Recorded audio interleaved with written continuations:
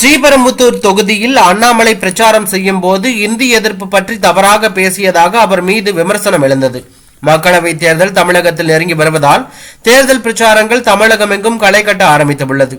அரசியல் தலைவர்கள் சூறாவளி பிரச்சாரத்தை மேற்கொண்டு வருகிறார்கள்.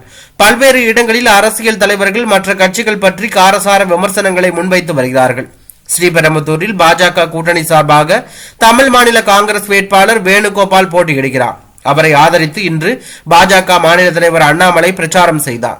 அவர் பேசும்போது நாட்டின் முன்னேற்றத்தை பற்றி பேச வேண்டும், ஆனால் இங்கு உள்ள தலைவர்கள் இன்னும் 1980களில் பேசுவதைப் போலவே இன்னும் பிரச்சாரம் செய்து கொண்டு இருக்கிறார்கள். அப்போதைய காலகட்டம் போலவே இன்னும் இந்தி, சமஸ்கிருதம், வடக்கு தெற்கு என பேசிக் கொண்டு இருக்கிறார்கள். அவர்கள் இன்னும் அந்த பிஞ்ச செருப்பை கீழே போடவில்லை என அண்ணாமலை கடுமையாக பேசியிருந்தார். இது தற்போது பேசு பொருளாக மாறியுள்ளது.